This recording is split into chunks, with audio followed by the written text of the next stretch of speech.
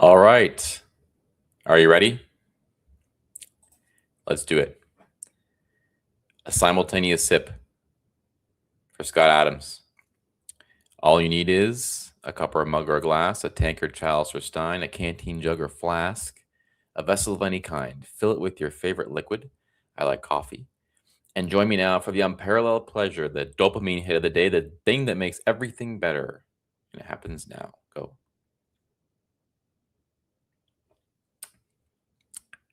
Sublime. That's what he used to say. This actually isn't coffee, it's water with Mio in it because I can't drink plain water for some reason. So, Scott Adams, the great Scott Adams, passed away this morning. We knew this was coming. He announced in May that he had stage 4 prostate cancer and that this was going to be a difficult year ahead. Now, I believe, an original simultaneous sipper, which means I have been a Scott Adams fan from the very, very, very beginning. Now, many people might think that the beginning was, I don't know, like the 2020 election or something, or after Trump won. But for the real original sippers, you know that the very beginning for Coffee with Scott Adams began way back in 2015. That's when he began doing his live streams. And that's when I became his. And I want to share with you tonight how that came to be, how I became such a fan, because what started out as finding Scott Adams making coffee in his kitchen and talking about Trump turned into a decade-long habit, one of my best habits, of listening to Scott Adams almost every day. I mean, there are very few days that I don't listen to at least 10 to 15 minutes of his podcast, his show, his live stream. Tomorrow night, I'm going to try and go back to some of the lessons that Scott taught me and Scott taught us, because there are many of them. But that will take a lot more energy. And tonight, I'm not feeling the energy. I'm feeling sad tonight. So I want to tell you a little bit about how I came to discover Scott Adams and some of the things he taught me. Again, tomorrow night or maybe in the coming days, I'm going to do a stream where I kind of catalog the real lessons and I get into them. And one of Scott's wishes before he passed this morning, which was written in his statement to all of us, his message to all of us, his parting message to all of us, was that he wanted us to take the knowledge we learned from him and pay it forward. And so that's what I'm going to try and do, not in this stream, but tomorrow. But I want to talk tonight about how I came to discover him. Back in 2015, when Trump first came on the scene, so I'm talking maybe 2015, June, July, Trump announced his run for president in, I want to say, June of 2015. A few weeks after that, there was a debate that Megyn Kelly, who gave a nice eulogy and shared some nice thoughts about Scott Adams today. This was the debate where Megyn Kelly had the famous question to Donald Trump about what he was calling women he doesn't like, fat pigs and dogs and disgusting animals. And then Trump responded with the only Rosie O'Donnell. After that debate, there was a blog post going around and it went viral. And it was a blog post written by Scott Adams. Now, at the time, I had no idea who Scott Adams was. And quite frankly, if you didn't listen, or excuse me, if you didn't read newspapers and you weren't aware of the Dilbert comic, you wouldn't know who Scott Adams was either. Now, I knew about Dilbert. I had seen Dilbert. I was vaguely familiar with Dilbert. And so this blog post is flying around, and the blog post is called Clown Genius.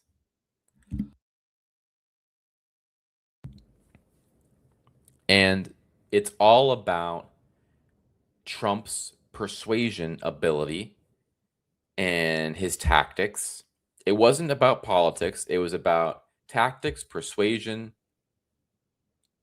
And in that piece called Clown Genius, you may be able to find it. I tried to find it recently and I couldn't. I couldn't find it.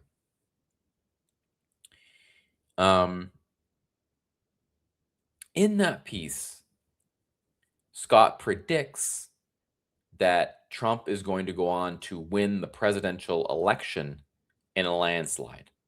He didn't just predict that Trump would win, he predicted that he would win in a landslide.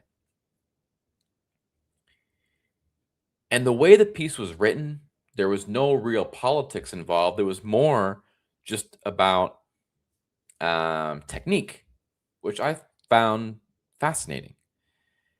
And what I also found fascinating is his prediction. Because keep in mind, at the time, nobody was predicting this.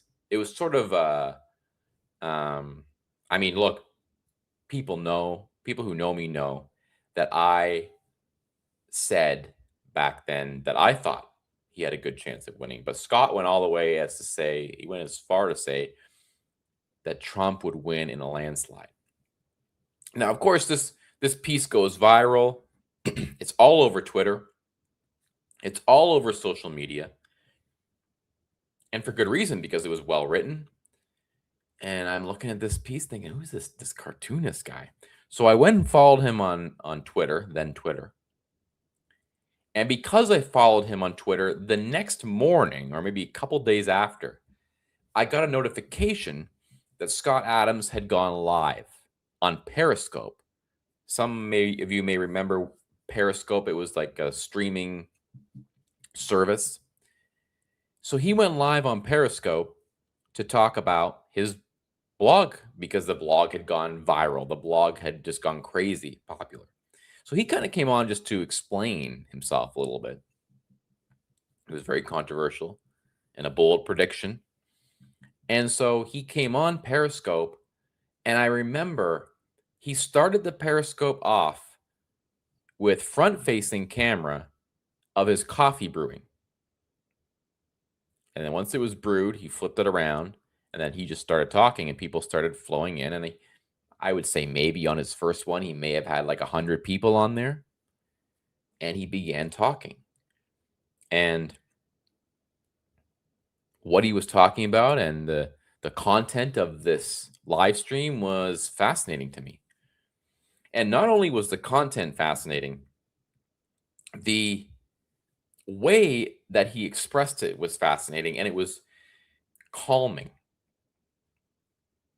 There was something about his voice, there was something about the way he was presenting it that was just different. And I found it interesting, I found it appealing. And I didn't stop watching him go live every day, every morning for 10 years. Until this morning when his ex-wife came on to announce that he had passed. And let me tell you, I have not felt this way about the passing of a public figure really since Rush Limbaugh. Now, of course, the Charlie Kirk death it affected us all, maybe for different reasons. But I compare Scott Adams' passing to Rush Limbaugh because Rush was somebody who many Americans and many people all over tuned into every day because it was a habit. It wasn't just that they tuned in every now and then, it was habitual, it was religious in a way. They knew that every day at 12 o'clock Eastern, they could turn the radio on and Rush would have a unique take. Well, we knew that every morning at 10 a.m. Eastern, we could go on YouTube or Rumble or Twitter live, and you could see Scott Adams talking about different issues, and he would have a unique take every single day. And when I say every single day, I mean every single day. Scott Adams went live on Christmas Day, Christmas morning. This past Christmas morning, he went live. And this is when he's deep in the throes of the advanced cancer. And you could really begin to tell that, especially in the last month or so.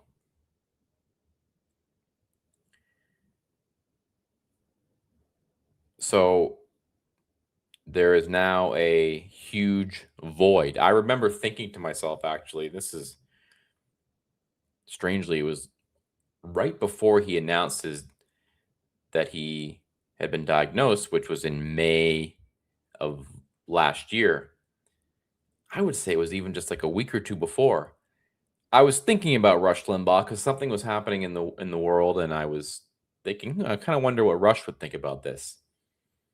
And then it started me thinking how there hasn't really been a replacement for Rush, and how he isn't really replaceable, and who else is there out there who you can tune in each day and you can not really know exactly what take they're going to have. You know, you can tune into Fox News and you know what Sean Hannity's going to say. You can turn on the Daily Wire on YouTube or whatever. You know what Ben Shapiro is going to say.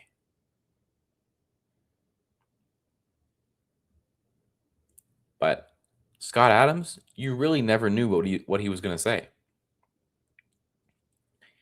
So that was unique. But there's something else. There are many other things unique, but there's something else I do want to talk about when it comes to Scott Adams and what made him unique and what made him special.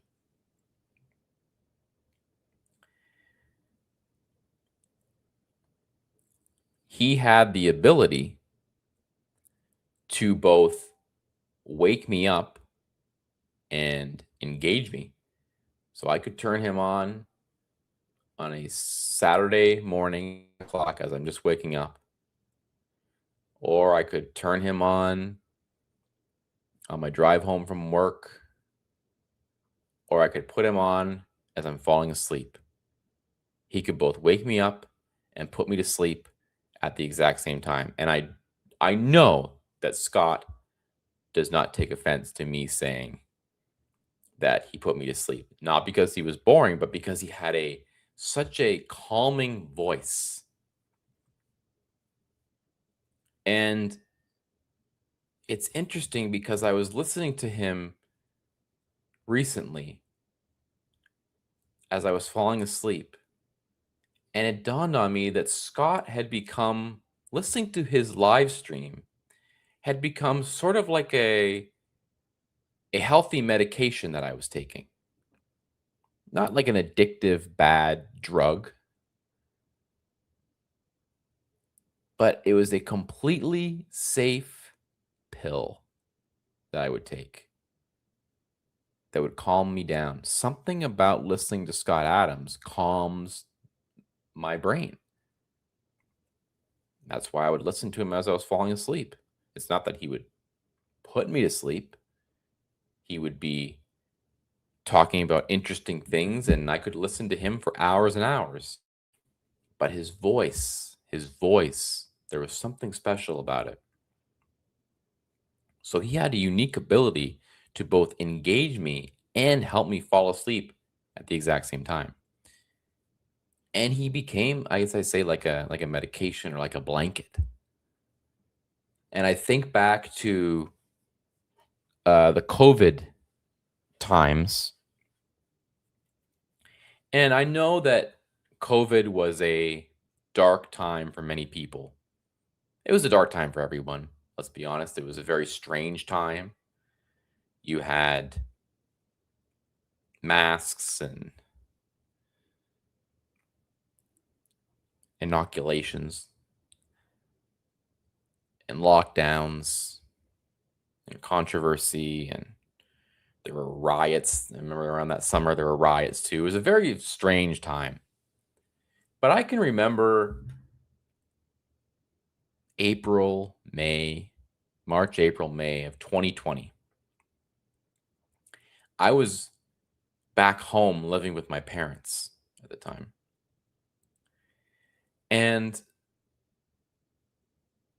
all the craziness going on in the world and what was happening with COVID, and nobody was really sure what was happening. You'd turn on the news and there'd be more cases and more deaths.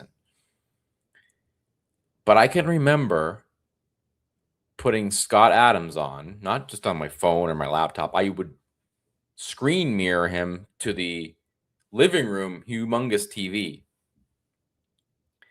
And I remember telling my parents, listen to this guy, he's interesting. And I think it may have taken them a while to warm up to him because he is, idiosyncratic in his own way. But it became a habit. Let's listen to Scott. Scott was doing 2 shows at that time. He was doing a live stream at 10 a.m., which, by the way, he was in California, so that's 7 a.m. for him. And then he would do another one called The Man Cave later on. I don't know if he called it The Man Cave in those earlier days, but he started calling it The Man Cave later on. But he did one at 10 a.m., and then he'd come on again later, like in the evening or nighttime. And it was like routine to turn him on and listen to what he had to say. And it was kind of engaging because he was provocative. He would talk about the COVID. He would talk about what was going on. He would talk about the government response. He would talk about it all. And it was all engaging and interesting and thought provoking. And it just, we all look back to COVID as being a really dark time and horrible time, which it was. But I look back to that part of it, and I actually kind of long for it. Since then, my own dad has passed away, and I long for that time. It's not that I want to go back to it. I don't. But I don't look back on it as dark as it really was, because Scott was there. He was there to comfort us. It was a silver lining in an otherwise kind of dark period. And I think about all the crazy elections we've witnessed, the riots, protests, January 6th, impeachments, COVID, first wave, second wave, third wave, fourth wave, war, peace, economic trouble, economic growth. And Scott was always there to analyze all of it and talk about all of it, make us laugh through all of it, make us think through all of it. And it all started with just that one blog post. And he came on Periscope one day and he just kept going. I believe final episode was 3071 or something like that. He never missed. He was there every single day. And bravely, he was there every single day up until his death. We saw him declining. We saw him suffering. But he kept coming back for us, for himself. But we were the ones who benefited from his courage, perseverance, bravery. And so it's a very sad day. I found myself very down most of today. And I think it's going to hit me harder when Scott's just not there. And as I said, it was a little bit like that with Rush Limbaugh. I was a young conservative guy who listened to Rush Limbaugh in his dorm. And of course, as my life went on and I got older, it was more difficult to listen all the time, but I still saw clips and tuned in every now and then. And but when Rush passed, it was kind of like there was a void. There was a huge void in the political world that could never be filled by Buck Sexton or whoever else they wanted to try to throw into his time slot, because there's only one Rush Limbaugh. Sorry to say, but there's many Sean Hannitys. There's many Ben Shapiros. There are many Buck Sextons. Conservative talking heads are a dime a dozen. And by the way, I've been seeing all the obituaries for Scott Adams, and I'm not going to comment on the People magazine or anything like that. To the extent I will comment and defend Scott, what People magazine wrote was disgusting, but we don't care about them because they're essentially moribund. No one is reading People magazine anymore. No one cares what People magazine thinks, says, or any of that. But what I did see in a lot of the obituaries throughout the day for Scott Adams was that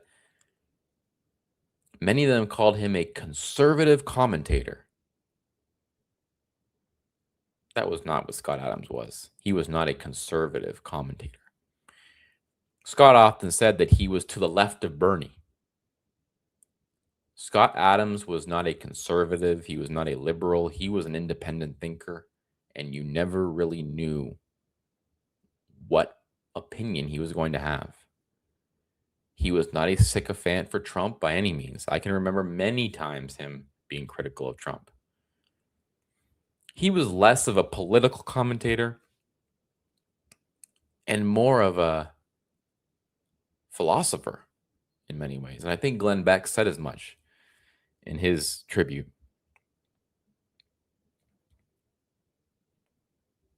And many of the obituaries and the tributes call him a cartoonist, which he was.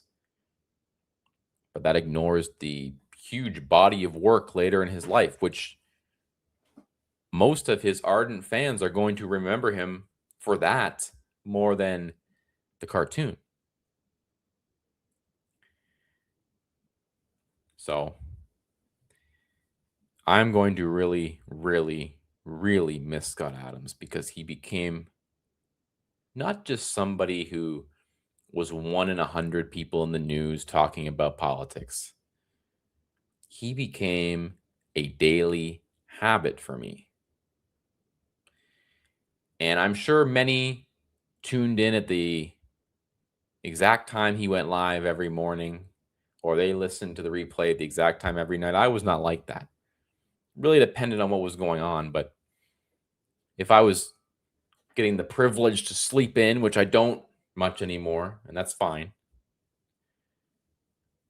because sleeping in usually means maybe you're unemployed or whatever.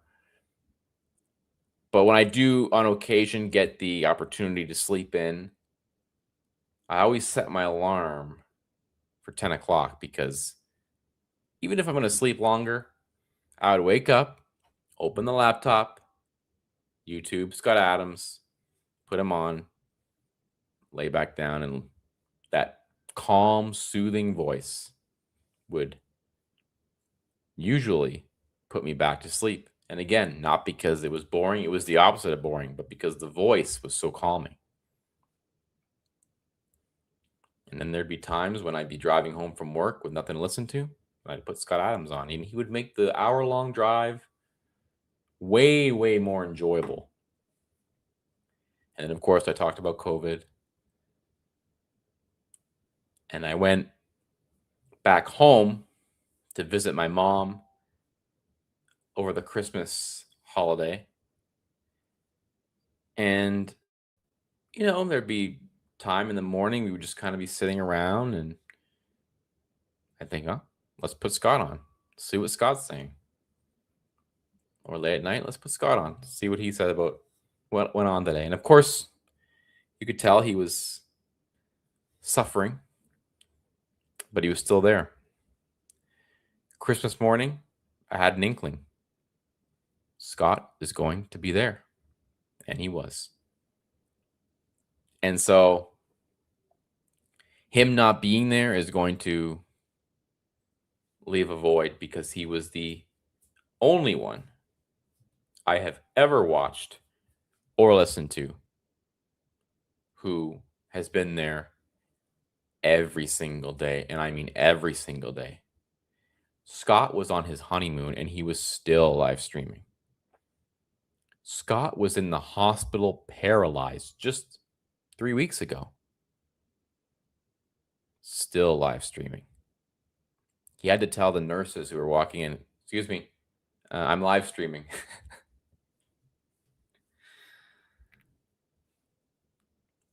So, as I said, I'm going to do a separate stream where I talk about all the great lessons Scott taught me, to us all, but these are the ones that I really took a lot from. So we'll do a show about that. But for now, I just wanted to share my initial thoughts because they're fresh and my emotions about it are fresh. I don't know how raw my emotions are right now because I've kind of expected it, and we've been expecting it for a long time. So we knew this was going to happen. We knew this day was coming. And I knew, watching him 2 days ago, that this was imminent. But it doesn't make it any easier. And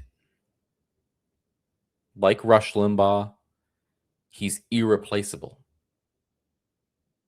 It's not as though you can say to yourself, and this is no disrespect to any of the people I'm about to mention, but it's not as though that I can say, well, instead of listening to Scott in the morning or on the drive home or late at night, I'm going to listen to, I don't know, someone else. No, it's not. It's not going to be the same.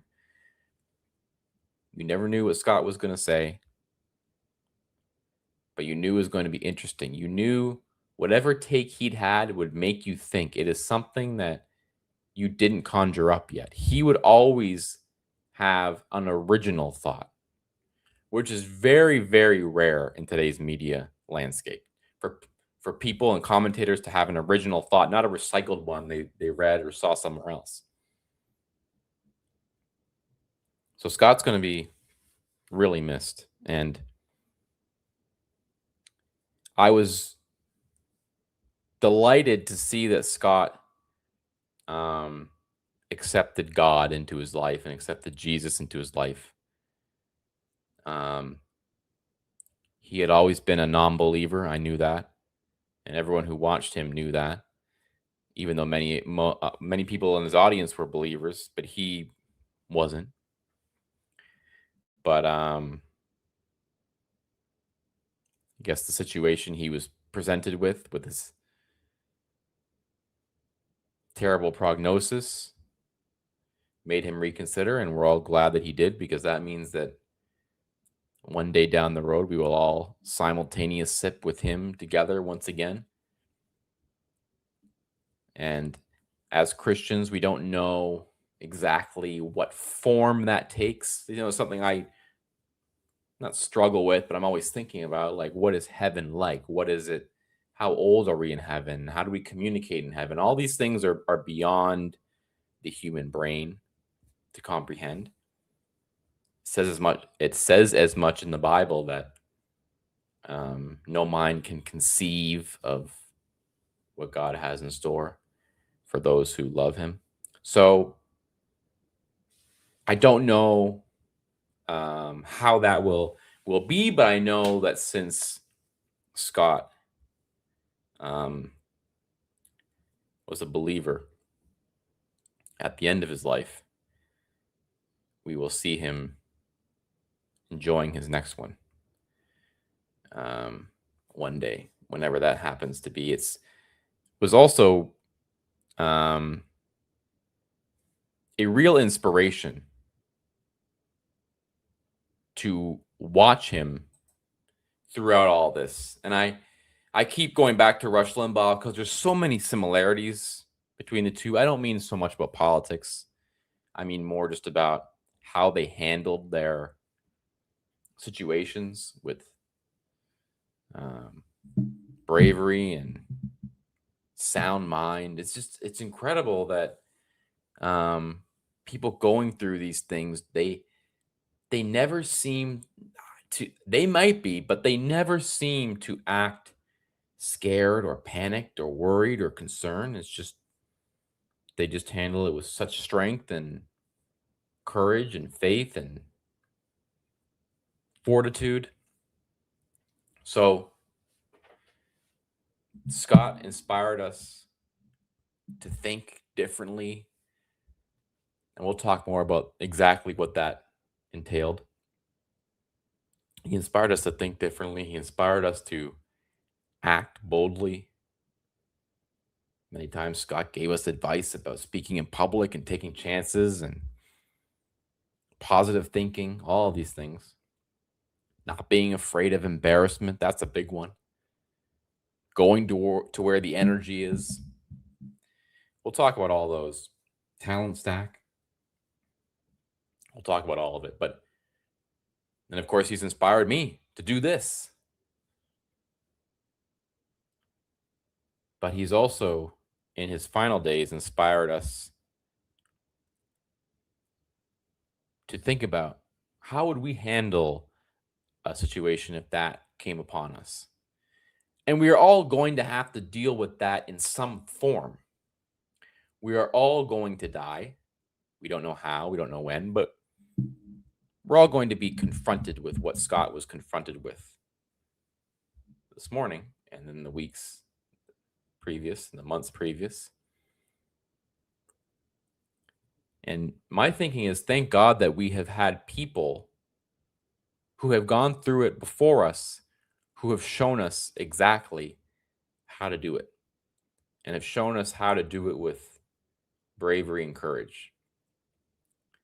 And Scott, right when we thought he couldn't inspire us more, inspired us again with the way he handled himself throughout the last 5 or 6 months. So we love you, Scott. We're going to miss you, and we thank you for all the simultaneous sips. Thank you for being there for us every single day. And I wrote this, they were summoning some thoughts, tributes, ways that he helped, ways that Scott helped you in your life. They wanted us to submit them to Joel Pollack, who I believe is going to be writing a book about Scott. I'm not sure about that, but I'll see. And so I remember when I was thinking about what to write there, I was thinking about how Scott has inspired me and in so many areas. And as I mentioned, one of the big things was get rid of your fear of embarrassment. So you think, I don't want to do a live stream on YouTube with hardly anybody watching. That's going to be embarrassing. It's like, so what? Get over that. Get over that. Get rid of your fear of embarrassment. But what I wrote when I shared my thoughts was that Scott was there for you and for us and for me, no matter what the day was like for us. You knew he was going to be there. You had a good day, Scott was going to be there. You had a normal, mundane day, Scott was going to be there. You had a bad day, you knew Scott was going to be there. So that's going to be tough to adapt to. that he's not there. But all we can do is take the lessons he taught us and keep moving forward and pay it forward, as he said. So I will be doing a separate stream tomorrow or next day, hopefully soon, where I'll talk about the specific things he taught me and taught us. I listed 10 lessons on X. I think I'm going to use that as a template and a blueprint, and we'll go from there. But anyways, for now, Scott, thank you for all you did. Thank you for making us laugh. Thank you for making us cry. Because whether we were crying of laughter, tears of joy, or sadness as we were today, you always brought out those emotions in us, which means you had a deep connection with your audience, which was a very special one. And I, for one, am very glad and proud to call myself an original sipper. And for the ones who are original sippers who were there with Scott since the Clown Genius, this sip is for you. And for those who joined in all the years that followed, this is for you. And Scott and your family, Scott, this is for you. One more sip.